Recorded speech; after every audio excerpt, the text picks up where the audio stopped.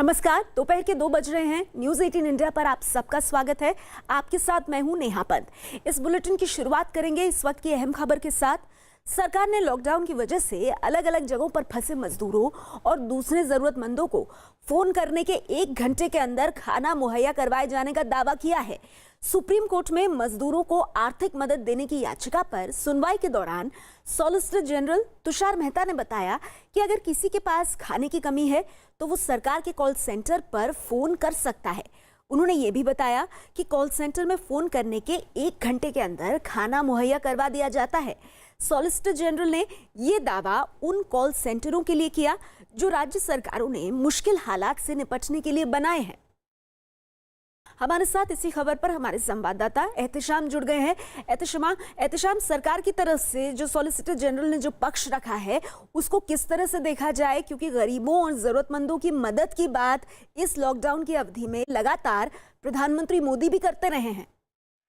देखिए, supreme court में एक याचिका दाखिल हुई है जिसमें ये कहा गया है कि जो मजदूर हैं और कहीं कहीं फंसे हुए हैं रास्ते में या अपने गांव घर तक भी पहुंच गए हैं, तो उनके पास कोई काम नहीं है, इसलिए उनको पैसे की ज़रूरत है और सरकार उनको कोई राशि दे, कोई सहायता राशि दे जिससे वो अपनी जीविका चला सके। लेकिन वहीं इसका विरोध केंद्र सरकार ने किया और ये कहा कि जो भी ज़रूरी चीज़ें हैं वो लोगों को दी जा रही है, खाने पीने की चीज़ें भी दी जा रही हैं जो ज़रूरतमंद हैं, और इसके लिए सरकार ने स्कीम भी निकाली है और 2 राज्य मंत्री हैं वो इस पर काम कर रहे हैं, जिसमें कि कॉल सेंटर बनाया गया है और कोई भी व्यक्ति जिसको खाने की जरूरत हो वो फोन कर सकता है और उसको 1 घंटे के अंदर खाना मिलता है। ऐसा दावा सरकार की तरफ से किया गया है, लेकिन जमीन पर ये बड़ी जानकारी आप दे रहे हैं कि केंद्र का जवाब मजदूरों की मदद को लेकर के सरकार ने सॉलिसिटर जनरल के माध्यम से कोर्ट में रखा है कि 1 घंटे के भीतर जो कॉल सेंटर्स हैं वो इस तरह की जो जरूरतमंद लोग हैं उनकी तरफ मदद बढ़ा रहे हैं। इस बीच आपको बता दें कि कोरोना के बढ़ते मामलों पर रोकथाम के लिए सरकार ने हॉटस्पॉट इलाकों में इसके रैपिड टेस्ट को मंजूरी दे दी है। रैपिड टेस्ट किट के जरिए महज 15 मिनट के अंदर ये किसी व्यक्ति में कोरोना की जांच कर सकती है। सरकार ने इस तरह की करीब 2 लाख रैपिड टेस्ट किट अलग अलग राज्यों को दी हैं और कई जगहों पर तो इनका इस्तेमाल भी शुरू हो चुका है। इस रैपिड टेस्ट किट के जरिए किस तरह कोरोना की जांच होती है उस पर देखिए न्यूज़ 18 इंडिया की ये खास रिपोर्ट। कोरोना वायरस संक्रमण के खतरे से मुकाबला करने के लिए लगातार ये मांग उठती रही है कि टेस्ट हो ज्यादा से ज्यादा, और उसका जवाब है अब रैपिड टेस्ट किट। और कैसे ये काम करती है हम विशेषज्ञों से यहाँ पर पूछते हैं। सर, आप बताइए कैसे 15 मिनट में ये किट जवाब है संक्रमण को डिटेक्ट करने का?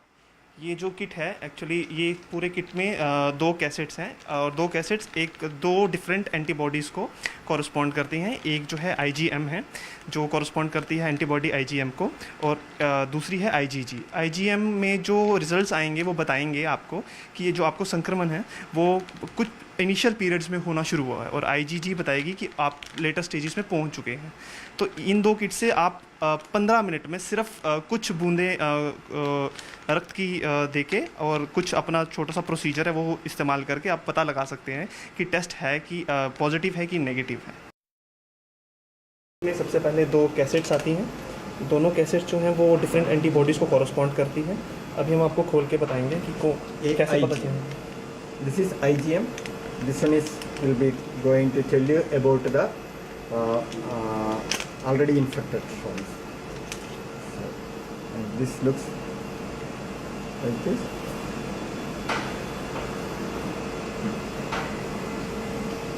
And the second one is IgM.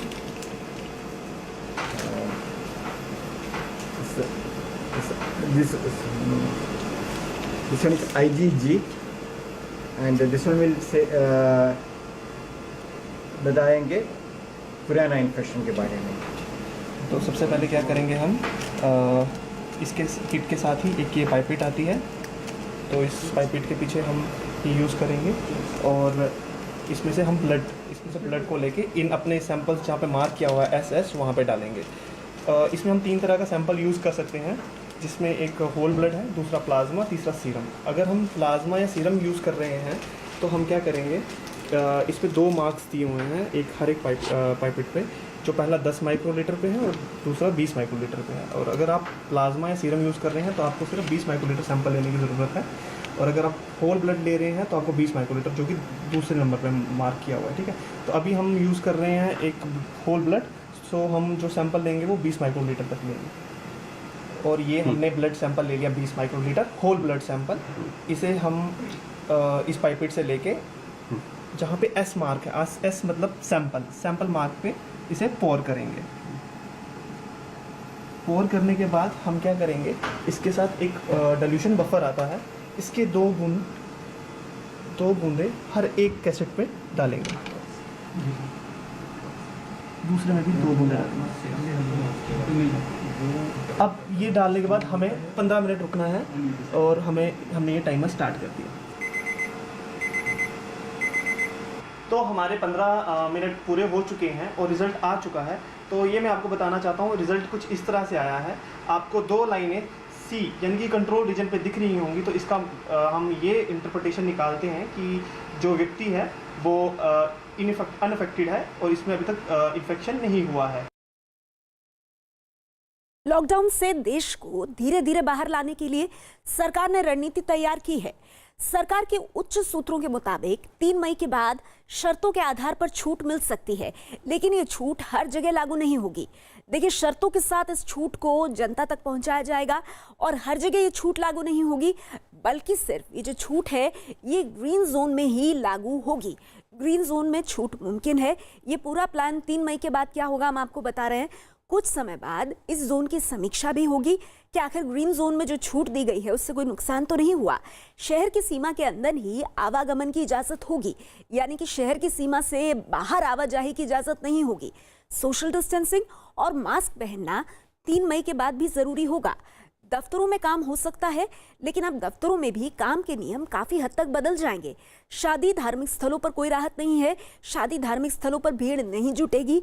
एक साथ दरअसल भीड़ इकट्ठा होने पर ही पाबंदी लगा दी जाएगी। तो इस तरह के सारे काम आगे होंगे 3 मई के बाद। जहां जरूरी सामान की दुकानों पर राहत मिलेगी, ये 3 मई के बाद हो सकता है, और जरूरी दूरी बनाकर ही आप सामान खरीद सकते हैं।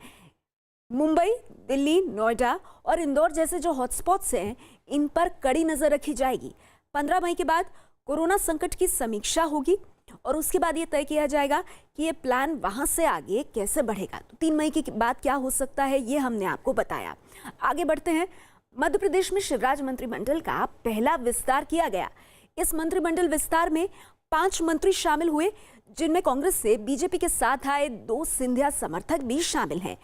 बीजेपी के वरिष्ठ नेता नरोत्तम मिश्रा, मीना सिंह और कमल पटेल ने मंत्री पद की शपथ ली, जबकि ज्योतिरादित्य सिंधिया गुट के तुलसी सिलावट और गोविंद सिंह राजपूत को भी शिवराज मंत्रिमंडल में शामिल किया गया है। शिवराज सिंह ने 23 मार्च को सीएम पद की शपथ ली थी। मैं विधि द्वारा स्थापित भारत के संविधान के प्रति सच्ची श्रद्धा। तो सिंधिया खेमे के 2 नेता भी मंत्री बनाए गए हैं और मुख्यमंत्री शिवराज सिंह चौहान ने जब उनकी सरकार बनी थी, उन्होंने सिर्फ खुद मुख्यमंत्री की शपथ ली थी, तब उनके मंत्रिमंडल का गठन नहीं हुआ था। और अब सिंधिया खेमे के 2 नेता मंत्री बनाए गए। तो कुल मिलाकर के अब शिवराज सिंह चौहान के साथ 5 मंत्रियों की एक टीम मौजूद है। भोपाल में शिवराज सरकार के मंत्रिमंडल विस्तार समारोह के दौरान ज्यादातर लोग बिना मास्क के नजर आए। शपथ लेने के दौरान और उसके बाद भी मास्क नहीं पहना गया। तस्वीरें आप देख रहे हैं। मध्य प्रदेश में शपथ ग्रहण और बिना मास्क के आपको कई नेता नजर आएंगे। अब ये वाकई में सवाल खड़े करता है, क्योंकि कोरोना के संकट के समय खासतौर पर अगर मध्य प्रदेश की बात की जाए तो इंदौर हॉटस्पॉट बना हुआ है। और भी कई इलाके हैं जहां पर कोरोना के पेशेंट्स सामने आ रहे हैं। और ऐसे में जनता के जो प्रतिनिधि हैं, आज मंत्रिमंडल के विस्तार के दौरान, आज मंत्रिमंडल गठन के दौरान, शपथ ग्रहण के दौरान कई नेता बिना मास्क के दिखे हैं।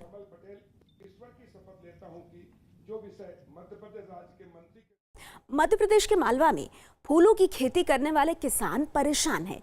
लॉकडाउन के बीच शादियों या मंदिरों के लिए फूलों की बिक्री नहीं होने की वजह से फूल की खेती करने वाले किसानों को काफी नुकसान हो गया है। इन किसानों को न सिर्फ आर्थिक नुकसान हुआ है बल्कि इनकी सारी मेहनत भी बर्बाद हो गई है, क्योंकि अब ये किसान फूलों को उखाड़कर फेंकने को मजबूर हैं।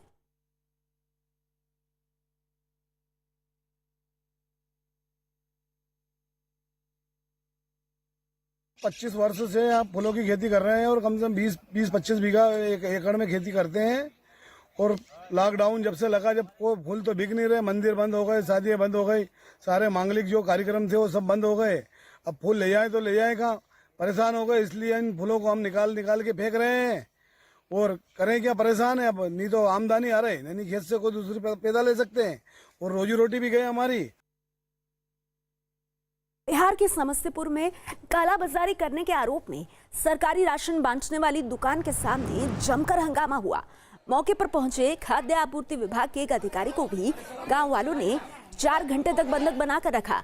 गांव वालों का दावा है कि दुकानदार 60 बोरे चावल कालाबाजारी के लिए भेज रहा था, जिसे उन्होंने पकड़ लिया। मौके पर पहुंची पुलिस ने हालात को संभालकर अधिकारी को मुक्त कराया। साथ ही 60 बोरे चावल गाड़ी समेत जब्त कर लिया गया।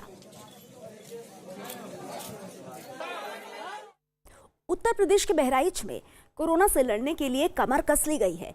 इसके लिए ट्रेन के डिब्बों को आइसोलेशन वार्ड में बदल दिया गया है। हालांकि बहराइच में अब तक एक भी कोरोना मरीज नहीं है, लेकिन एहतियात के तौर पर ट्रेन के 19 कोच में 38 मरीजों को रखने की व्यवस्था की गई है। प्रधानमंत्री मोदी और अमित शाह ने कोरोना के खिलाफ जंग में सिविल सेवा के अधिकारियों की तारीफ की है। पीएम मोदी ने ट्वीट किया कि अधिकारी लोगों की सेहत के लिए दिन रात काम में जुटे हैं और अपनी सेवा दे रहे हैं। पीएम ने 2018 में सिविल सर्विस डे के मौके पर दी गई अपनी स्पीच को शेयर किया। वहीं गृह मंत्री अमित शाह ने ट्वीट किया कि सिविल सेवा के अधिकारी कोरोना को हराने के लिए लगन से जुटे हैं। वहीं आईएएस एसोसिएशन ने हौसला बढ़ाने के लिए प्रधानमंत्री मोदी का आभार जताया। इस बीच आपको बता दें, दिल्ली के चांदनी महल इलाके में पुलिस लॉकडाउन का सख्ती से पालन करवाने के लिए ड्रोन कैमरों से निगरानी रख रही है। चांदनी महल कोरोना पॉजिटिव मरीजों के मामले में दिल्ली का हॉटस्पॉट है, जिसे कंटेनमेंट जोन घोषित किया गया है। चांदनी महल पुलिस स्टेशन के 8 पुलिसकर्मी भी कोरोना पॉजिटिव पाए गए हैं और अब इस इलाके में ड्रोन से नजर रखी जा रही है। मध्य प्रदेश सरकार ने किसानों से गेहूं की खरीद शुरू कर दी, लेकिन भोपाल, उज्जैन और इंदौर के किसानों की परेशानी कम नहीं हुई। रेड जोन में आने की वजह से इन तीनों ही जिलों में किसानों से गेहूं की खरीद नहीं की जा रही है, जिस वजह से भोपाल, उज्जैन और इंदौर के किसानों की परेशानी बढ़ गई। भोपाल में कुछ किसानों ने कई क्विंटल गेहूं छतों के नीचे रखा है, जबकि कुछ की गेहूं की फसल खुले में पड़ी है। ऐसे में खुले आसमान के नीचे रखा कई टन गेहूं बारिश में खराब होने की आशंका भी किसानों को सता रही है। किसानों को इससे भी बड़ी चिंता यह है कि अगर गेहूं नहीं बिका तो उनके सामने रोजी रोटी की समस्या भी खड़ी हो सकती है। आज बहुत परेशानी में है किसान। वो मजदूर का नहीं दे पा रहा, मशीन को नहीं दे पा रहा, उसको भूसा बनवाना है। कोरोना से सबसे ज्यादा प्रभावित भोपाल, उज्जैन और इंदौर को रेड जोन में रखा गया है और उन इलाकों में सरकार गेहूं की खरीद नहीं कर रही है। अब वो सरकार से मांग कर रहे हैं कि सरकार घर आकर किसानों से गेहूं खरीदे। राजस्थान के भीलवाड़ा में कर्फ्यू के बीच बाहर निकला एक शख्स सुरक्षा कर्मियों से हाथापाई करता हुआ कैमरे में रिकॉर्ड हो गया। भीलवाड़ा में कर्फ्यू के बावजूद घर से निकले आदमी ने सुरक्षा कर्मियों के रोकने पर उनके साथ मारपीट की कोशिश की, जिसके बाद थानाधिकारी ने मामला दर्ज कर आरोपी को गिरफ्तार कर लिया। शहर में कर्फ्यू लागू होने के बाद पुलिस बल के साथ मारपीट की ये तीसरी घटना है। यूपी के मथुरा के वृंदावन में मौजूद विदेशी कृष्ण भक्त लॉकडाउन को एंजॉय करते नजर आए। होली के समय विदेश से कृष्ण नगरी पहुंचे ये भक्त लॉकडाउन की वजह से वापस घर नहीं लौट पाए, लेकिन इस बात से ये बिल्कुल भी दुखी नहीं है, बल्कि ये लोग लॉकडाउन को अच्छा बता रहे हैं। कभी दूसरे भक्तों के साथ भजन और डांस करते, तो कभी गरीबों के लिए खाना बनाने और बांटने में मदद करते। ये विदेशी कृष्ण भक्त इस समय का सही उपयोग कर रहे हैं।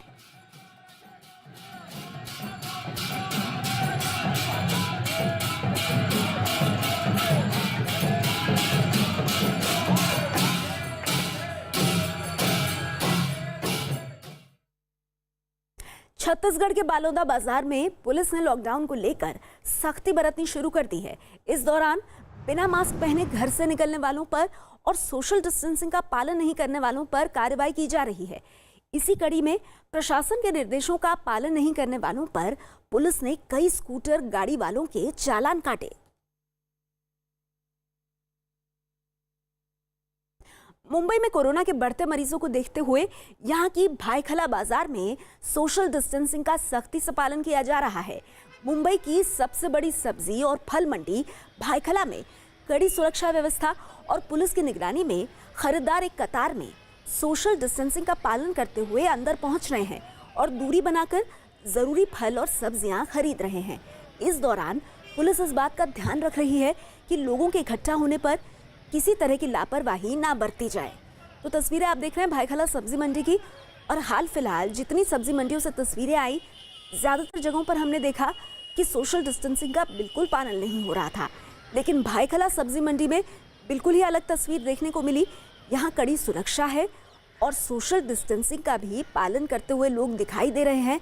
साथ ही पुलिस के कर्मचारी भी काफी सजग और सतर्क नजर आ रहे हैं।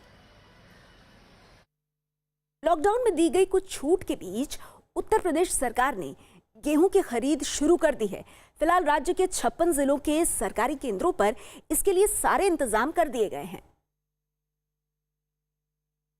और किसी भी केंद्र पर किसानों की भीड़ न लगे, इसके लिए अधिकारियों की नजर मापतौल से लेकर टोकन सिस्टम तक पर बनी हुई है। टोकन की व्यवस्था है, टोकन दिया गया है और बताया जाता है कि इस टाइम आपको आना है। सरकारी केंद्रों पर किसान सोशल डिस्टेंसिंग का पालन करें और वहां मौजूद मजदूर से लेकर अधिकारी तक मास्क पहने, इसका ध्यान रखा गया है। इस वक्त हम एक जो गेहूं का क्रय केंद्र है बक्सी का तालाब, वहां मौजूद है। आप देख सकते हैं कि यहाँ गाड़ियां खड़ी हैं और जो तौल है वो की जा रही है। फसल की कटाई जैसे जैसे तेज हो रही है, गेहूं की सरकारी खरीद भी तेजी पकड़ रही है। इसी वजह से खरीद केंद्रों में गेहूं का स्टॉक दिखने लगा है। उत्तर प्रदेश के लखीमपुर के सांसद ने लोगों को मदद पहुंचाने के दौरान खुद ही सोशल डिस्टेंसिंग का पालन नहीं किया। सांसद अजय मिश्रा पलिया तहसील में अपने समर्थकों के साथ लोगों को राशन बांटने निकले थे और इस दौरान वो लोग एक दूसरे के पास ही खड़े दिखाई दिए। हालांकि सांसद और उनके साथ मौजूद ज्यादातर लोग चेहरे पर मास्क लगाए हुए थे, लेकिन किसी को भी इस बात का ध्यान नहीं रहा कि एक दूसरे के इतने पास खड़े होना भी खतरनाक हो सकता है। तो तस्वीरें आप देख रहे हैं उत्तर प्रदेश के लखीमपुर खीरी की, और यहाँ पर परेशान करने वाली बात एक ये है कि जनप्रतिनिधि आए, लेकिन उस दौरान उनके साथ जो भीड़ आई, किसी ने भी सोशल डिस्टेंसिंग का ध्यान नहीं रखा। राशन बांटते वक्त जो जनप्रतिनिधि हैं, सांसद हैं, उनके साथ उनके समर्थक मौजूद थे। हालांकि मास्क लगे हुए देख रहे हैं आप कुछ लोगों के चेहरे पर, लेकिन जहां तक सोशल डिस्टेंसिंग है, इस नियम का बिल्कुल पालन नहीं हुआ। इस लॉकडाउन का पूर्णतया पालन हो, संयमित तरीके से लोगों को मदद पहुंचाएं। जो जरूरतमंद लोग हैं उनकी मदद भी होनी चाहिए, और उसके साथ साथ कहीं जरूरत हो तो आप हमसे भी संपर्क करें। किसी ऐसे व्यक्ति को जिसका जाना आवश्यक हो, उसके जाने की भी व्यवस्था हो। अनावश्यक कोई घर से ना निकले, और निकले भी तो मास्क का प्रयोग करें। ओडिशा सरकार ने कोरोना के खिलाफ लड़ाई लड़ रहे कोरोना योद्धाओं की मौत होने पर उन्हें शहीद का दर्जा देने का फैसला किया है। मुख्यमंत्री नवीन पटनायक ने इसका ऐलान करते हुए कहा कि सरकार ऐसे योद्धाओं के परिवार को 50 लाख रुपए भी देगी। इसमें सरकार और निजी सभी कर्मचारियों को शामिल किया गया है। The state government, in convergence with the Government of India initiative, will ensure that rupees 50 lakhs is given for all health personnel, both private and public, and members of all support services who lose their precious lives in the fight against COVID-19. The state will treat them as martyrs and will provide state funerals with state honors. राज्य सरकार और केंद्र सरकार मिलकर ये सुनिश्चित करेंगी कि सभी स्वास्थ्य कर्मी, चाहे वो प्राइवेट हो या सरकारी, वो सभी जिन्होंने कोरोना से लड़ने में अपनी जान गंवाई है, उन सभी को 50 लाख रुपए दिए जाएं। उन सभी शहीदों को राज्य सरकार सम्मानित करेगी। छत्तीसगढ़ के कवर्धा में लॉकडाउन के बाद भी पैसा निकालने के लिए बड़ी संख्या में लोग बैंक पहुंच गए। ये लोग जनधन खाते में आए 500 रुपए निकालने पहुंचे थे। हैरत की बात यह है कि बैंक के दफ्तर पहुंचे इन लोगों ने सोशल डिस्टेंसिंग का कोई ख्याल नहीं रखा और एक साथ ही खड़े रहे। वैसे लोगों को दूर दूर रखने के लिए पुलिस वालों की भी ड्यूटी लगाई गई थी, लेकिन वो भी लोगों को समझाने में नाकाम ही रहे और पुलिस के सामने ही सोशल डिस्टेंसिंग की धज्जियां उड़ती दिखाई नहीं। देश भर में लागू लॉकडाउन के बीच मुंबई के बुलंद ईस्ट इलाके में लगने वाली सब्जी मंडी में जबरदस्त भीड़ देखने को मिली। आधी रात के बाद करीब 2 बजे से सुबह 9 बजे तक लगने वाली मंडी में भीड़ ने सोशल डिस्टेंसिंग की धज्जियां उड़ाकर रख दी। मुंबई में कोरोना के बढ़ते प्रकोप के बीच इस सब्जी मंडी के हालात देखिए आप। ये सब्जी मंडी 1 हफ्ते पहले ही शुरू की गई थी और यहाँ अभी के हालात देखिए, कितनी भारी भीड़ आपको चारों तरफ नजर आएगी। हमारे साथ इसी खबर पर संवाददाता दिवाकर जुड़ गए हैं। दिवाकर, ये बताइए किस तरह की तस्वीरें हैं? क्या यहाँ पर प्रशासन का कोई व्यक्ति नहीं खड़ा है कि सोशल डिस्टेंसिंग का पालन करवाया जाए यहाँ पर? देखिए नेहा, जिस तरह से मुंबई में कोरोना का प्रकोप लगातार बढ़ता जा रहा है, मामले 3000 को पार कर चुके हैं और ऐसे में एक इस तरह की तस्वीर का सामने आना बिल्कुल ही डर पैदा करने वाली तस्वीर है ये, क्योंकि ये सब्जी मंडी की तस्वीर है और इस इरादे से बीएमसी ने इस सब्जी मंडी को शुरू किया था कि यहाँ पर सोशल डिस्टेंसिंग का पालन होगा और इसी शर्त पर यह मंडी शुरू हुई थी। लेकिन जो दादर में सब्जी मंडी लगती थी, जो उससे 5 हिस्सों में बांटा गया था, जिसमें से एक हिस्सा ये सब्जी मंडी है। 1 हफ्ते पहले से शुरुआत हुई थी। अथॉरिटी को ये कहा गया था कि आप जो है इसका पूरा ख्याल रखेंगे, सोशल डिस्टेंसिंग का पालन होना चाहिए। लेकिन जिस तरह की तस्वीरें सामने आ रही हैं वो कहीं ना कहीं डराने वाली हैं। प्रशासन को दिवाकर, डराने वाली तो ये तस्वीर है ही, लेकिन एक सवाल एक और यहाँ पर उठता है दिवाकर कि प्रशासन ने क्या कोई सबक नहीं सीखा है? बांद्रा पर हमने कुछ दिन पहले देखा था, बांद्रा टर्मिनस पर कितनी बड़ी संख्या में प्रवासी मजदूर वहां पहुंच गए थे और आज सब्जी मंडी में भी कमोबेश इसी तरह की तस्वीर दिख रही है। तो क्या प्रशासन पुरानी गलतियों से सबक नहीं ले रहा है? बिल्कुल। जब ये दादर में मंडी लगती थी उस दौरान भी जबरदस्त भीड़ होती थी। न्यूज 18 इंडिया ने प्रमुखता से इस खबर को दिखाया था और इसके बाद बीएमसी ने फैसला लिया था कि इस मंडी को 5 हिस्सों में बांटा जाए और 5 हिस्सों में बांटने की वजह से जो उसके पीछे वजह थी वो ये थी कि हो सकता है कि भीड़ कम हो। लेकिन अभी जो भीड़ हो रही है, पुलिस को जिम्मेदारी सौंपी गई है, जो लोकल पुलिस स्टेशन है उनको जिम्मेदारी सौंपी गई है कि आप सोशल डिस्टेंसिंग का पालन कराइए। लेकिन पुलिस जितनी कम होती है, भीड़ उससे ज्यादा होती है। उन्हें मैनेज कर पाना पुलिस के लिए भी मुश्किल होता है और ऐसे में बीएमसी प्रशासन को और सरकार को अब ये सोचने की जरूरत है, क्योंकि जिस तरह से भीड़ बढ़ रही है उसमें कोरोना का खतरा बढ़ रहा है और जिस तरह से मुंबई में खतरा बढ़ रहा है। और जैसा दिवाकर आपने बताया, ये तस्वीरें वाकई में डर पैदा करने वाली हैं और प्रशासन कहाँ है, इस पर गंभीर सवाल खड़े होते हैं। आगे बढ़ते हैं। कोरोना महामारी की वजह से देश भर में लॉकडाउन चल रहा है, लेकिन दिल्ली और उत्तर प्रदेश की सीमा के पास गाजीपुर बॉर्डर से आज सुबह सामने आई ये तस्वीरें कुछ और ही कहानी बयां कर रही हैं। गाजीपुर बॉर्डर पर आज सुबह लंबा जाम लग गया। गाड़ियों की लंबी कतारों ने पुलिस वालों की मुसीबतें बढ़ा दी। हालांकि बॉर्डर पर तैनात पुलिस वालों ने लोगों को समझाने की कोशिश भी की, लेकिन अपने अपने काम पर निकले लोग सीमा पार करने की कोशिश में घंटों खड़े रहे। पुलिस ने बैरिकेड लगाकर ट्रैफिक जाम को नियंत्रण करने की कोशिश भी की, लेकिन जाम का ये सिलसिला सुबह से शुरू होकर दोपहर तक जारी रहा।